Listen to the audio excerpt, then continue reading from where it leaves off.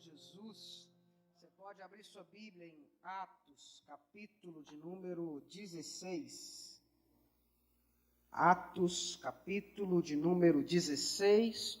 Nós vamos fazer uma leitura um tanto mais longa, mas eu quero que você acompanhe aí na sua Bíblia, Atos, capítulo 16. A partir do versículo 11, nós leremos até o versículo de número 34. E você mantenha a sua Bíblia aberta nesse texto e acompanhe aquilo que Jesus tem a dizer ao seu coração esta noite. Diz assim: tendo, pois, navegado de Troade, fomos diretamente para Samotrace e no dia seguinte a Neápolis. Dali fomos a Filipos, cidade da Macedônia, primeira do distrito e colônia romana. Nesta cidade permanecemos alguns dias. No sábado, saímos da cidade para a beira do rio, onde nos pareceu haver um lugar de oração. E assentando-nos, falamos às mulheres que haviam se reunido ali. Certa mulher, chamada Lídia, da cidade de Tiatira, vendedora de púrpura, temente a Deus, nos escutava. O Senhor lhe abriu o coração, presta atenção nisso, meu irmão, o Senhor lhe abriu o coração para que estivesse atenta ao que Paulo dizia.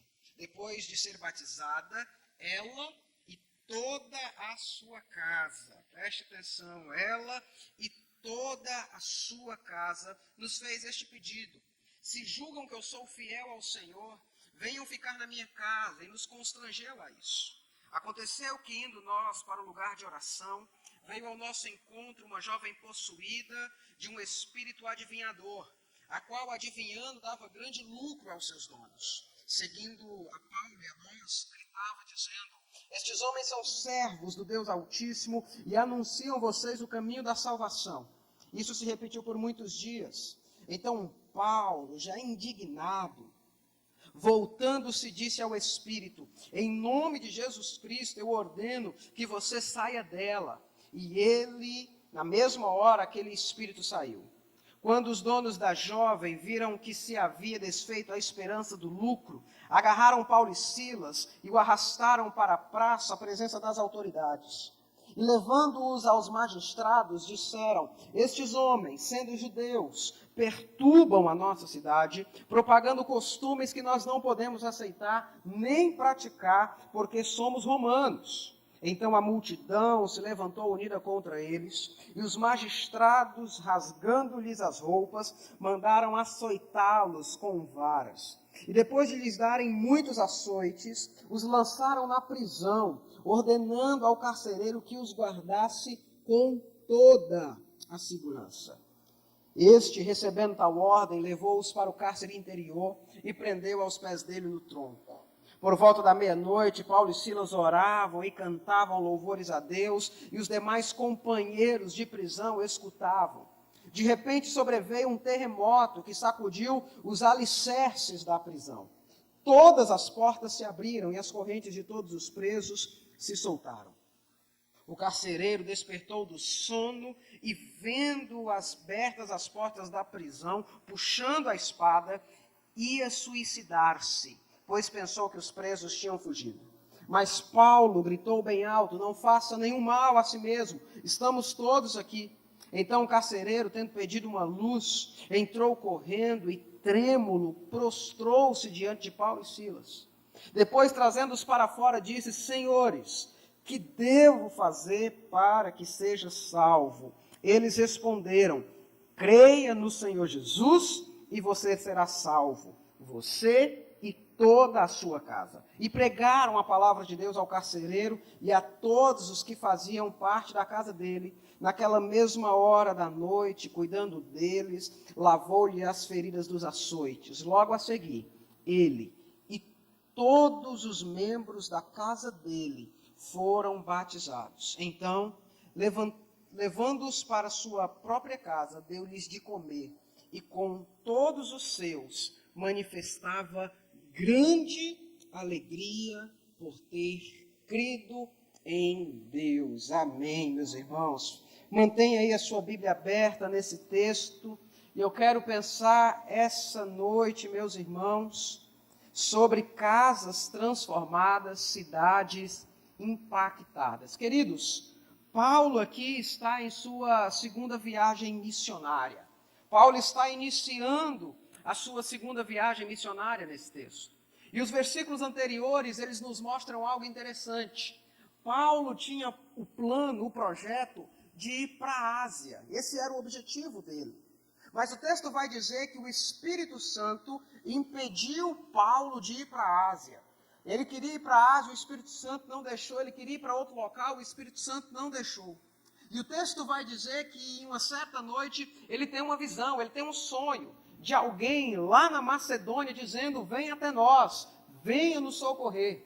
E então, guiado pelo Espírito Santo, o apóstolo Paulo, junto com aquele grupo que estava ali com ele, com Silas, com Lucas, esse grupo que estava ali com ele, eles vão então para a cidade de Filipos. Eles chegam na cidade de Filipos. Irmãos, Filipos era uma cidade que era uma mini Roma. Ela tinha sido reconstruída, inspirada em Roma. Era uma cidade muito importante, muito movimentada. Tinha em torno de 10 mil habitantes ali na cidade de Filipos. Embora para os dias de hoje isso pareça não ser muito, naquele contexto era de fato muito.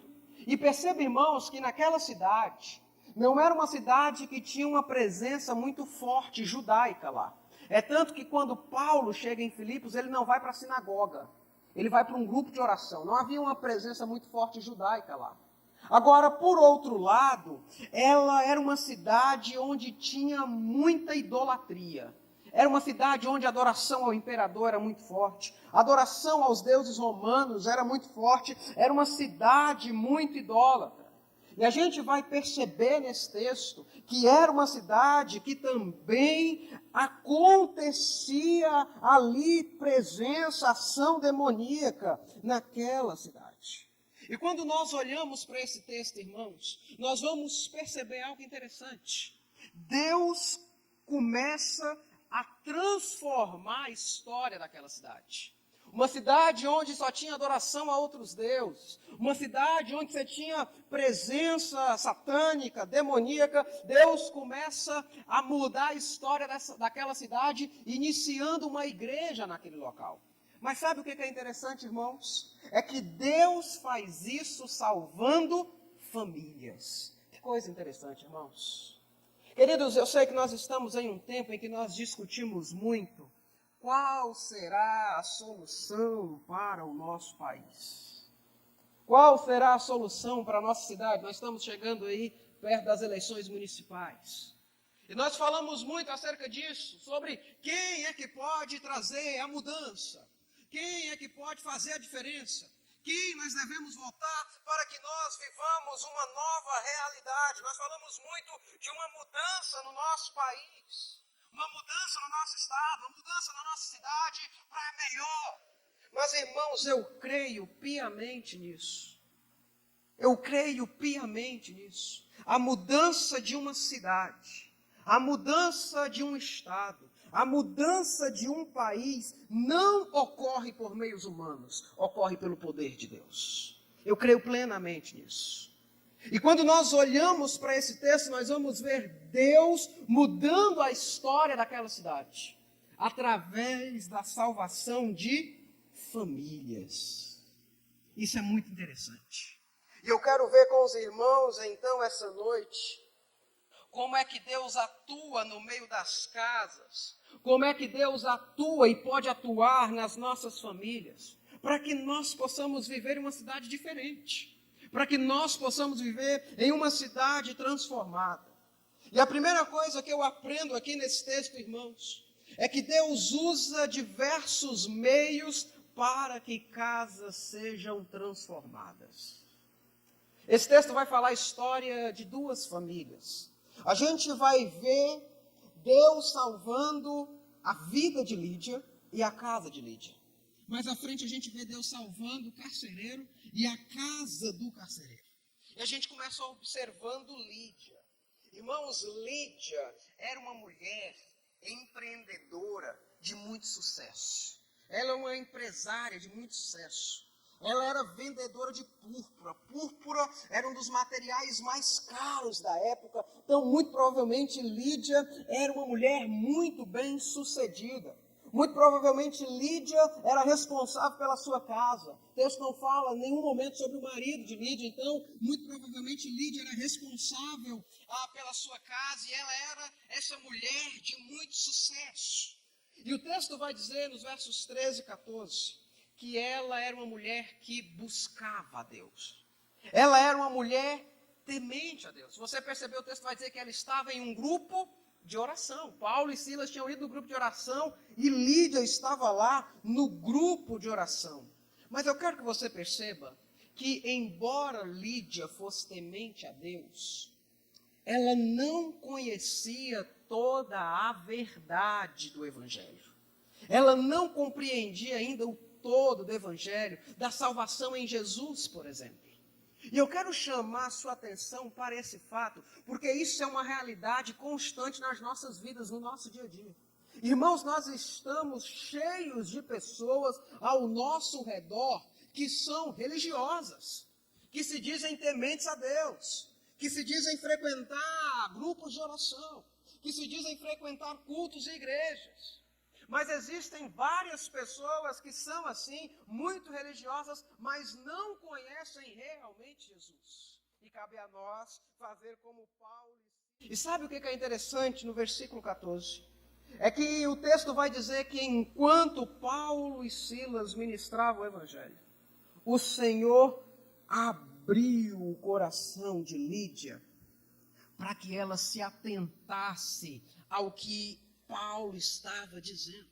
E abrir o coração aqui significa que Deus fez com que Lídia não se fechasse para as palavras do Evangelho. Fez com que Lídia se atentasse àquilo que estava sendo ministrado.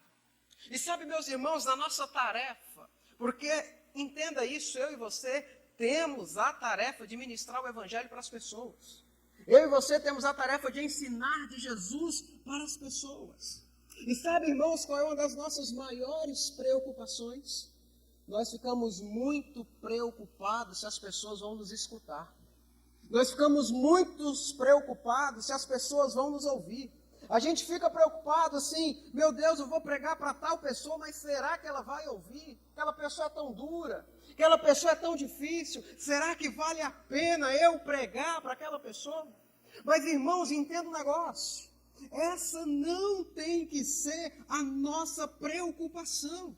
Essa não deve ser aquilo que a gente fica preocupado. Porque, irmãos, Deus quer salvar famílias na nossa cidade. E o que Ele quer de nós não é que nós convençamos ninguém. Deus não nos manda pregar o Evangelho para convencer as pessoas. Deus não diz em nenhum momento para nós, preguem para as famílias e convençam as famílias. Não. Deus diz o seguinte, preguem para as famílias e eu abro o coração delas. Preguem para as pessoas e eu levarei o coração delas a entender as palavras que vocês estão ministrando. Irmãos, a nossa tarefa não é convencer, a nossa tarefa não é ficar preocupado se as pessoas vão se atentar ou não. A nossa tarefa é ministrar o Evangelho. Deus abrirá corações de pessoas nessa cidade para ouvir o Evangelho de Jesus. Amém, irmãos? Eu creio nisso. E quando nós olhamos para o resultado daquela pregação, no versículo 15, o texto vai dizer que Lídia e toda a sua casa foram batizadas, foram salvas, foram batizadas. Queridos, mas depois a gente vai para a família do carcereiro. Então veja só, em Lídia, Deus abre o coração da família de Lídia, na casa de Lídia. A gente vai para a história do carcereiro. O texto vai dizer, a partir do versículo de número 11, a partir do versículo de número 19, melhor dizendo, que Paulo e Silas tinham sido presos. E eles são açoitados e eles são colocados na prisão de segurança máxima. O texto vai dizer que eles eram colocados ali no cárcere interior, lugar mais protegido que poderia ter. Mas esse texto é maravilhoso, a gente viu isso no início do culto. Que em meio às dores, em meio à escuridão, muito provavelmente provavelmente cheirava mal aquela prisão, em meio ao mau cheiro, Paulo e Silas tomam uma atitude extraordinária, irmãos. E a atitude que Paulo e Silas está no verso 25, quando o texto vai dizer que por volta da meia-noite, Paulo e Silas oravam, Paulo e Silas cantavam, Paulo e Silas adoravam ao Senhor. E o texto vai dizer que no meio dessa oração, no meio desse louvor, eles recebem libertação. Coloca um negócio aí no teu coração, irmãos. Quando nós vivemos vida de oração, quando nós vivemos vida de adoração, nós encontramos libertação em Jesus Cristo. É o que está acontecendo aqui com Paulo e Silas. Eles estão orando. Isso é interessante, eles estão orando, eles estão cantando. Todos os presos, irmãos, estão ouvindo eles fazerem isso. E uma das coisas mais extraordinárias é que Paulo e Silas nunca perdiam uma oportunidade de fazer Jesus conhecido. Que coisa maravilhosa. Eles nunca perdiam a oportunidade de fazer Jesus conhecido. E o texto vai dizer no versículo 26 que então eles são libertos da prisão. Só porque, irmãos, o texto vai dizer que depois que eles são livres, o carcereiro que estava dormindo acorda. E quando o carcereiro acorda, ele vê as prisões abertas. E ele decide se matar. Eu quero que você se coloque agora no lugar do carcereiro. Eu quero que você se coloque agora no lugar da família do carcereiro, que ainda não apareceu no texto, mas a gente precisa se colocar no lugar da família dele. Porque quando aquele homem vê as prisões abertas, ele pensa, todo mundo fugiu. E com certeza os magistrados dessa cidade vão mandar me matar. Então, em vez deles me mandarem me matar, eu mesmo vou me matar. Pensa no desespero daquele homem, irmãos. Pensa o tanto que aquele homem está desesperado para ele dizer, eu vou me matar. Agora, irmãos, pensa na família daquele homem. Pensa como seria para aquela família o pessoal chegar lá e dizer o seguinte, olha, aconteceu um negócio lá à noite, não sei como, saiu os presos tudo, seu esposo, seu pai, se matou, está morto. Agora você pensa o desespero dessa família. Se coloca aí nessa situação. Mas sabe, irmãos, é que no meio desse desespero daquele homem, no meio de toda essa situação, a gente vai ver, irmãos, que Deus iria usar aquela situação para salvar a família do carcereiro. Porque nos versos 28 e 29, quando ele vai se matar, Paulo diz assim, não faça nenhum mal a você, não se mate, estamos todos aqui. E quando o carcereiro se dá conta disso, quando o carcereiro percebe o que estava acontecendo, ele vai até Paulo e Silas e faz uma pergunta primordial. Ele faz uma pergunta muito necessária. Ele diz assim, verso 30, senhores, que devo fazer para que eu seja salvo? Irmãos, aquele carcereiro tinha visto a mão poderosa de Deus agindo. Aquele carcereiro tinha visto servos e ouvido servos do Senhor em meio à prisão, em meio à dor, em meio a situações extremamente difíceis, louvando ao Senhor. Aquele carcereiro reconheceu ali, olha, tem um negócio diferente com esse povo. Olha, tem um negócio diferente com o Deus que esse povo serve. O que eu tenho que fazer para eu ser salvo por esse Deus? Queridos, presta atenção nisso. A ação extraordinária de Deus naquele momento abriu as portas para que aquele homem e a sua família ouvissem do Evangelho. Aquele homem nunca teria ouvido do Evangelho, mas aquela situação, o fato de Deus ter feito aquele milagre, abriu as portas, fez com que aquele homem se interessasse, aquele homem se vira para aqueles discípulos de Jesus, Paulo e Silas, e pergunta, o que é que eu tenho que fazer para ser salvo? O texto vai dizer que Paulo prega o evangelho para o carcereiro, para toda a família, e no versículo 31, a gente tem o resumo da pregação de Paulo, irmãos, porque a resposta de Paulo é muito simples. E a resposta de Paulo é o resumo do Evangelho, quando Paulo vai dizer assim: creia no Senhor Jesus, e será salvo tu e a tua casa. Queridos, há o resumo do Evangelho aqui. É o resumo da salvação em Cristo. A única forma de sermos salvos é por Jesus. Olha que coisa interessante. Paulo não cita nenhum outro nome, Paulo não fala de nenhuma outra pessoa. Paulo deixa claro: você quer ser salvo? O negócio é com Jesus. Você quer ser salvo? Creia em Jesus. Mas Paulo vai dizer também a única maneira possível de receber salvação. E a única maneira de receber salvação é por meio da fé. É por isso que Paulo vai dizer: creia no Senhor Jesus. Olha que coisa interessante. Paulo não diz assim: você quer ser salvo por Jesus? Você entrega o dízimo. Você quer ser salvo por Jesus? Você paga a indulgência. Você quer ser salvo por Jesus? Você faz procissão. Você quer ser salvo por Jesus? Você guarda o sábado? Não! O que Paulo diz para aquele homem é: você quer ser salvo por Jesus? Então tenha fé. Creia no Senhor Jesus e será salvo tu e a tua casa. E a gente vai ver uma coisa extraordinária, que o verso 33 vai dizer que pela fé aquela família é salva e todos são batizados. Mas veja, irmãos, que o que abriu as portas para que isso acontecesse foi o milagre que Deus tinha derramado sobre a vida de Paulo e Silas. O que permitiu que Paulo e Silas pregassem para o carcereiro, para a sua família, foi aquele milagre. Eu quero que você entenda algo importante. As bênçãos do Senhor sobre a nossa casa são instrumentos de Deus para que nós possamos levar a mensagem do Evangelho às outras casas. As bênçãos que Deus derrama sobre o meu lar, os milagres que Deus derrama sobre a minha vida, são instrumentos, são estratégias para que eu possa comunicar daquilo que Deus faz para outras pessoas. E queridos, quando nós olhamos para essa história, nós percebemos que duas famílias são salvas nessa história.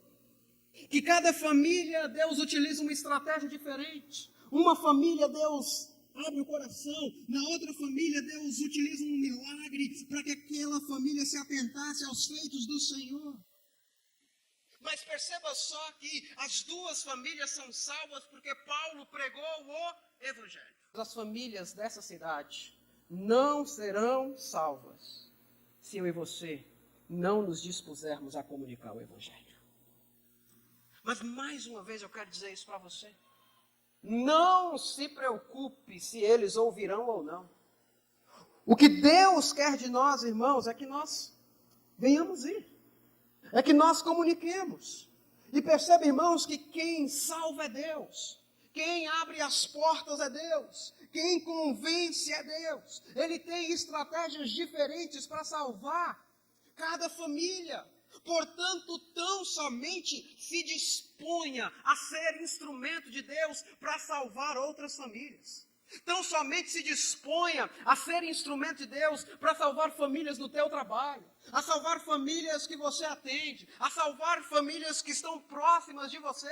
Seja um instrumento de Deus e as portas para que famílias sejam salvas, Ele vai abrir, amém, irmãos?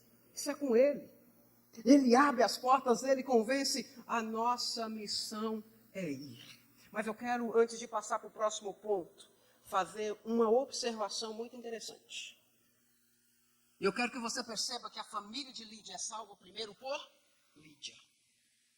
A família do carcereiro é salva primeiro pelo carcereiro. Talvez você esteja aqui essa noite e você tem enfrentado uma luta dizendo: Deus, só eu na minha casa sirvo a Jesus. Só eu na minha casa quero saber de Jesus.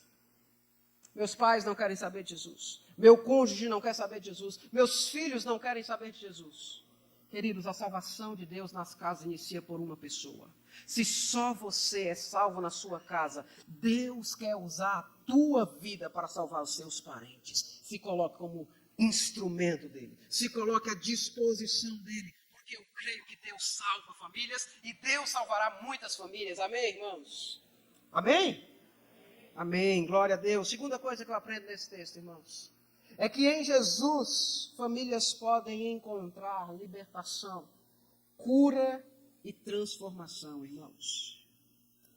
Esse texto tem um episódio interessante. O texto vai dizer que, entre as duas histórias de Lídia e do carcereiro, o texto vai dizer que Paulo e Silas estavam continuamente indo para o lugar de oração. E todos os dias uma jovem, possuída por um espírito de adivinhação, ficava anunciando e gritando, verso 17, estes homens são servos do Deus Altíssimo e anunciam a vocês o caminho da salvação. E todos os dias ela gritava. E essa jovem, ela está endemoniada. E a gente para pensar e dizer o seguinte, mas o que ela está dizendo é verdade. Né? De fato, Paulo e Silas eram homens, servos do Deus Altíssimo, e estavam anunciando a salvação. Mas qual que é o problema aqui, irmãos? Nós não enfrentamos um inimigo bobo, não. Nós temos como nosso inimigo alguém muito astuto. E se lembra que eu disse sobre Filipos ser uma cidade extremamente idólatra?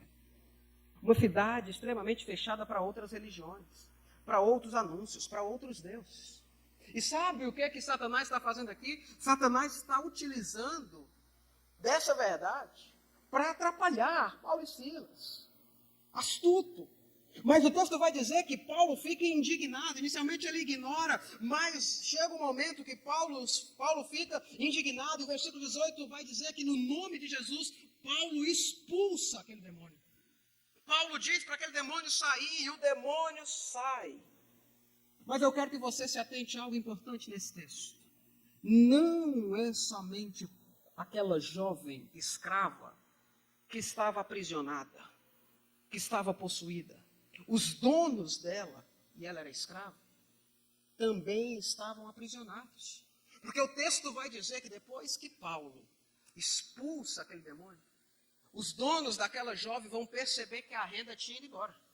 A fonte de renda tinha ido embora. E ao invés daqueles homens reconhecerem o poder do nome de Jesus de expulsar demônios, ao invés daqueles homens reconhecerem o que o nome de Jesus tinha operado ali, aqueles homens ficam revoltados, porque a fonte de renda deles tinha acabado. Eles amavam demais o dinheiro. Eles estavam cegos demais por amar o dinheiro e não conseguiam ver o que Jesus tinha feito ali, o que o nome de Jesus tinha executado ali. E queridos, não se engane, existem muitas famílias nesta cidade que estão precisando encontrar libertação em Jesus. Muitas famílias, irmãos. Não se engane disso. Queridos, não se engane nem seja cético. Existem muitas famílias nessa cidade que precisam ter as suas famílias livres de demônios. Não se engane. Existem muitas famílias nessa cidade que estão tendo problemas, porque estão sendo oprimidas pelo próprio diabo. Porque tem pessoas, tem parentes que são possessos e precisam encontrar libertação em Jesus. Mas também não se enganem, irmãos, porque existem muitas pessoas na cidade que estão enfrentando também opressão, que estão enfrentando prisão, mas não demoníacas, mas estão enfrentando opressões e prisões de violência dentro de casa. Opressões e prisões de amor ao dinheiro, opressão da ira, prisões do adultério, da imoralidade sexual. E quando eu olho para esse texto, meus irmãos, eu aprendo algo importante. O que famílias precisam para serem libertas é que o reino de Deus adentre em suas casas. É que o nome de Jesus adentre em seus lares. É por isso, irmãos, que é tão necessário que eu e você não nos acomodemos aqui.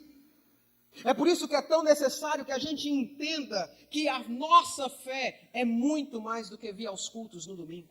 Que a nossa fé é muito mais do que vir nos cultos de quarta-feira. Que a nossa fé é muito mais do que apenas participar dos pequenos grupos. Que a nossa fé não se limita ao nosso quarto e ao templo. Mas a nossa fé também nos leva, irmãos, a outras pessoas. A nossa fé também nos leva a outras famílias. Para ministrar o nome de Jesus, para dizer que Jesus liberta, para dizer que Jesus salva, para dizer que Jesus transforma. E eu creio, irmãos, que o nome de Jesus tem poder para quebrar cadeias, tem poder para quebrar prisões, tem poder para expulsar demônios, tem poder para transformar uma família inteira. Eu creio nisso, irmãos. E a gente precisa se dispor a comunicar o Evangelho de Jesus para isso.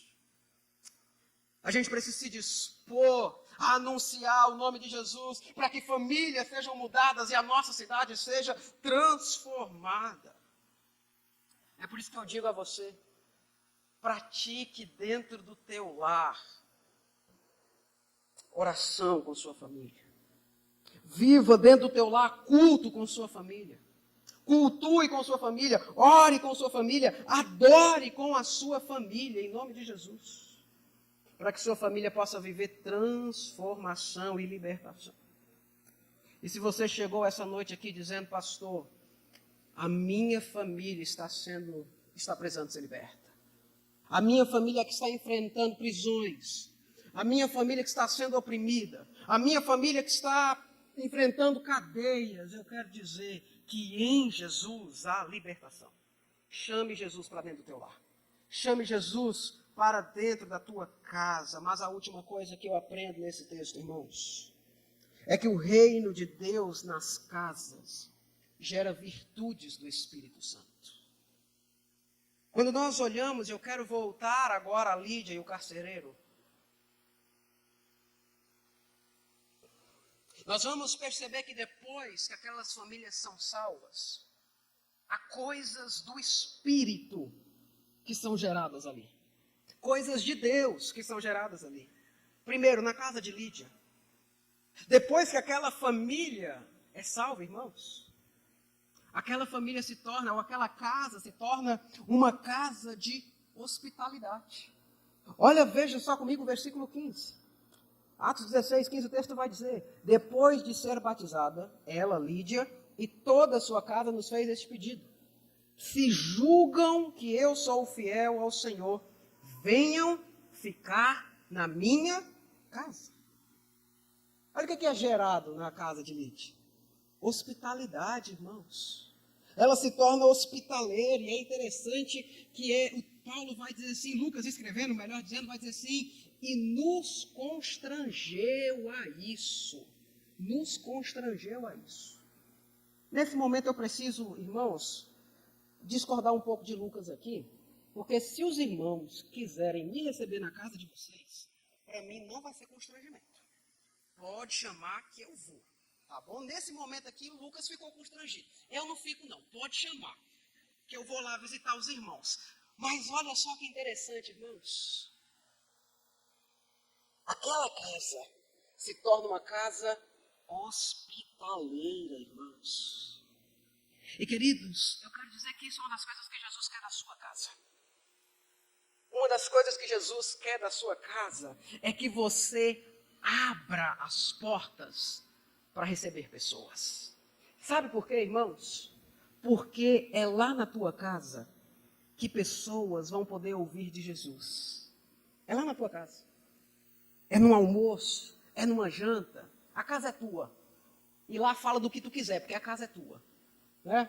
Você abre a porta da sua casa para receber pessoas. Uma das estratégias que Jesus tem para a gente ganhar muitas vidas nesse tempo é que nós abramos as portas da nossa casa, para que pessoas venham adentrar nas nossas casas e lá nas nossas casas elas conheçam Jesus. Mas segundo, a gente olha para a casa do carcereiro agora, duas coisas na casa do carcereiro. Primeiro é que aquela casa se torna uma casa de cuidado e de generosidade. Versos 33 e 34. O texto vai dizer que depois que aqueles homens, ou no processo daqueles homens serem batizados, verso 33, vai dizer que naquela mesma hora da noite, cuidando deles, aquele carcereiro lavou as feridas de Paulo e Silas, dos açoites que eles receberam, depois que eles são batizados. Verso 34, o texto vai dizer que eles, levando-os para a sua própria casa, deu-lhes de comer. Coisa maravilhosa, generosidade.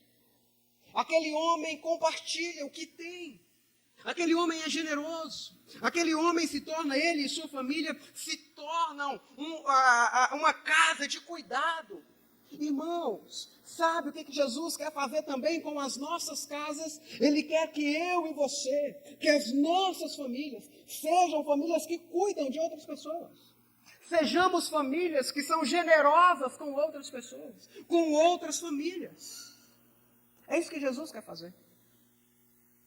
Jesus quer que nós abramos as portas da nossa casa, para que pessoas possam entrar na nossa casa e encontrarem cuidado, encontrarem cura para suas feridas. Mas em último lugar, irmãos, olha o que Jesus faz naquela casa. Verso 34. Então, levando-os para a sua própria casa, Deus deu-lhes de comer, e com todos os seus manifestava grande alegria. Com Jesus não existe casas tristes. Amém? Eu creio nisso, irmãos. Eu creio que Jesus gera alegria nas casas. E eu não estou dizendo que Jesus gera ausência de problemas. Eu não estou dizendo que a casa que tem Jesus não vai enfrentar doenças. Eu não estou dizendo que a casa que tem Jesus não vai enfrentar problemas com os filhos. Não vai enfrentar problemas no casamento. Não estou dizendo que a casa que tem Jesus, a doença não vai chegar. Não estou dizendo isso. Mas aquilo que eu estou entendendo, irmãos, e aquilo que eu estou dizendo é que a casa que tem Jesus pode estar passando pelo que for, ela será uma casa alegre. Ela vai ser uma casa onde a alegria reina, porque, irmãos, quem gera alegria é Jesus. E a Bíblia nos ensina que a alegria do Senhor é a nossa força. Coisa maravilhosa, irmãos. Existem tantas famílias procurando motivos de alegria em tantas coisas. Tantas pessoas procurando tantas coisas para trazer alegria para a sua casa. Existe tanta gente enganada. Aqui em Araguaína, tanta gente enganada. Achando que vai encontrar alegria para a sua família em coisas. Em objetos. Em prazeres desse mundo. Em sucesso, no emprego, nos diplomas. Mas, irmãos, tudo que este mundo nos oferece é passageiro. Os prazeres que esse mundo nos oferece é passageiro. Mas a alegria que Jesus nos dá é eterna, amém, irmãos? É eterna, queridos. E eu creio, irmãos, que quando Jesus entra em um lar, quando Jesus entra em uma casa, há alegria nesse lar. Há alegria nessa casa. É por isso que as instruções de Jesus não juntem tesouros na terra. Porque na terra o ladrão rouba. Na terra a ferrugem estraga. A traça consome. Na terra tem que pagar imposto. Agora no céu não. Juntem tesouros nos céus. Porque lá nos céus o ladrão não rouba. Lá no céu a ferrugem não estraga. Lá no céu é pela graça e de graça. É por isso, irmãos, que eu quero dizer aos pais algo aqui de Deus para você, pai, essa noite. Pai, mãe, invista na vida espiritual do seu filho. Porque tudo que você pode deixar para ele de coisas materiais vai acabar. Mas aquilo que você deixar para Ele de espiritual durará para toda a eternidade. Eu entendo, irmãos, e eu creio nisso. Quando o reino de Deus adentra nos lares, irmãos, os lares são transformados. Eu creio nisso. Eu creio que quando Jesus adentra nas casas, as casas são transformadas. É por isso, irmãos, que nós precisamos anunciar Jesus para as pessoas. Anunciar Jesus para as outras famílias.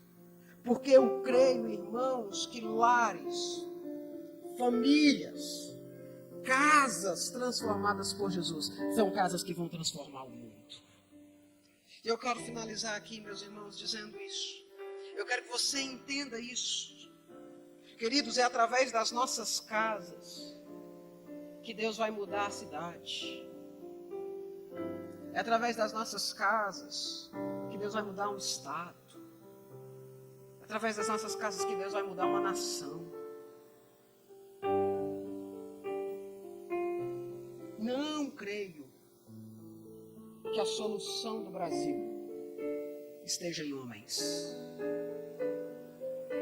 Não creio que a solução do Brasil esteja em partidos políticos.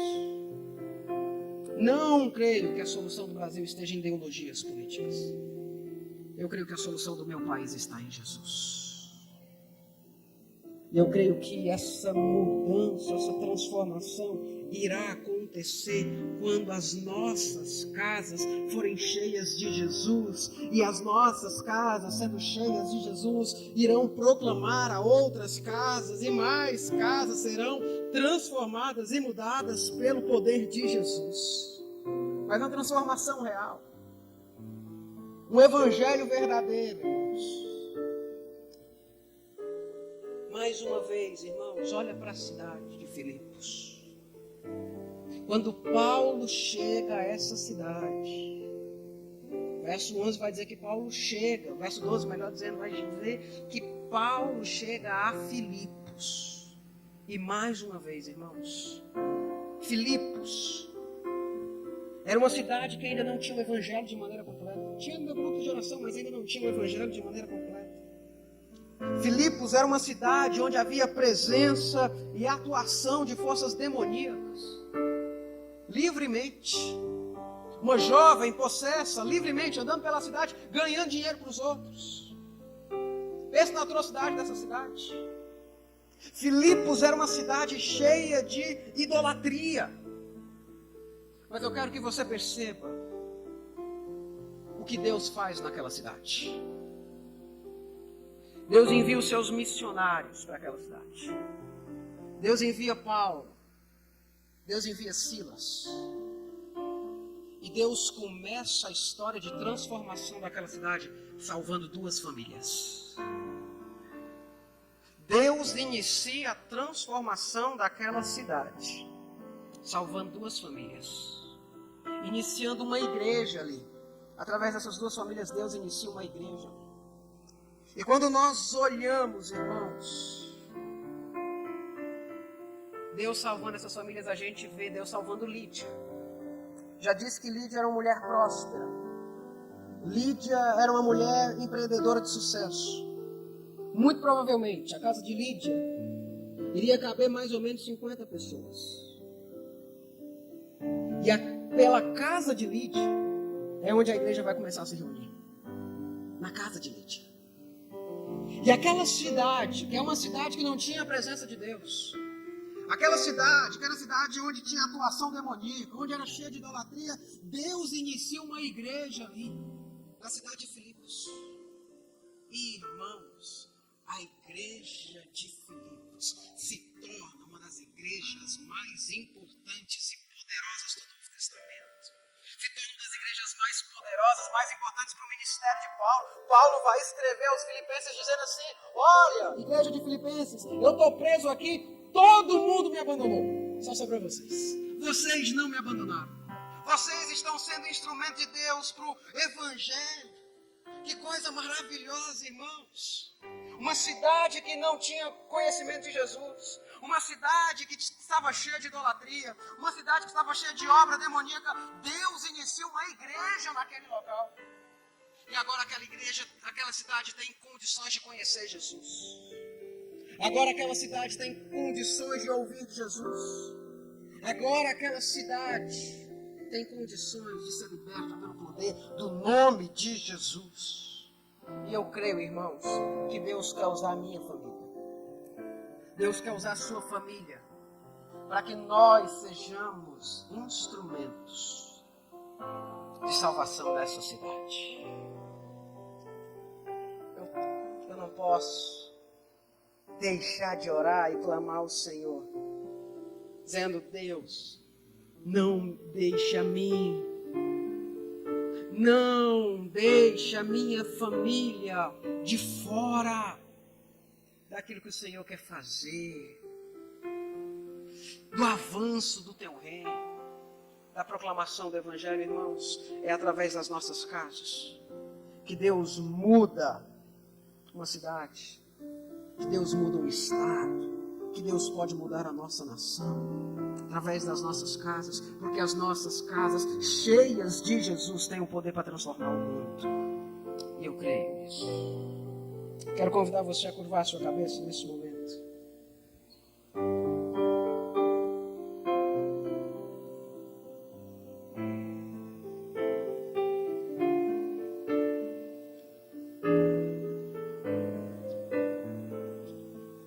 Toda transformação, toda uma casa, ela começa com Jesus entrando dentro dela.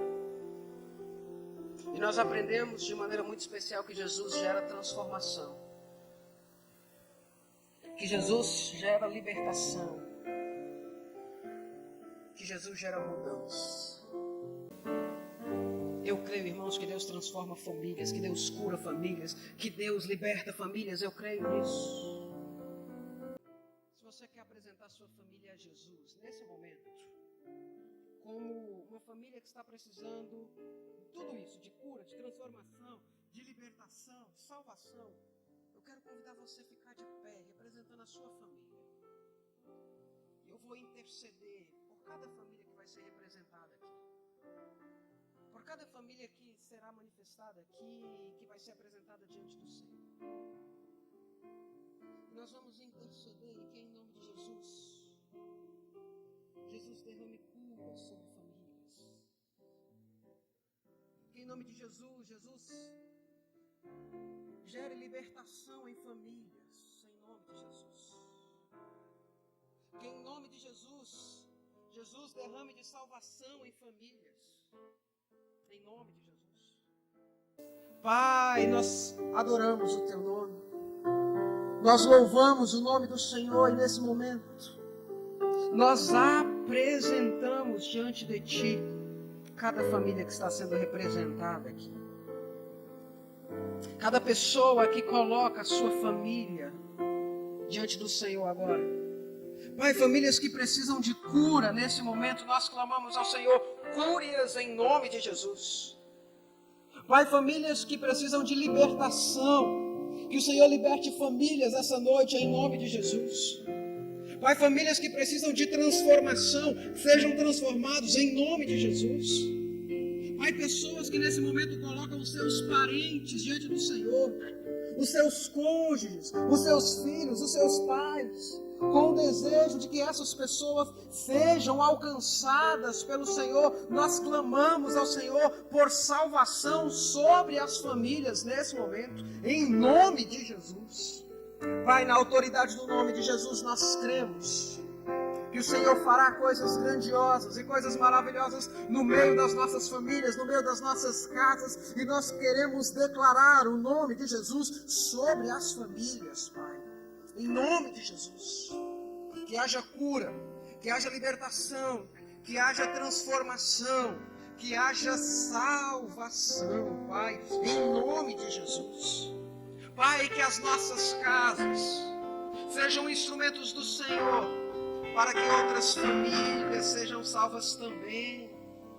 Jesus, desperta a gente, em nome de Jesus. Pai, não nos deixa acomodados, mas nos desperta para sair por essa cidade, proclamar o Evangelho e ver vidas sendo salvas, casas sendo transformadas, Pai. Deus, que a alegria do Senhor seja, Pai, presente nas nossas casas. Pai, que a alegria do Senhor venha inundar os nossos lares, em nome de Jesus. Que o amor de Deus, o Pai, a graça salvadora, a graça remidora de Cristo Jesus, as consolações, a comunhão, a transformação do Teu Espírito Santo sejam sobre todas as nossas casas, hoje e para todos sempre.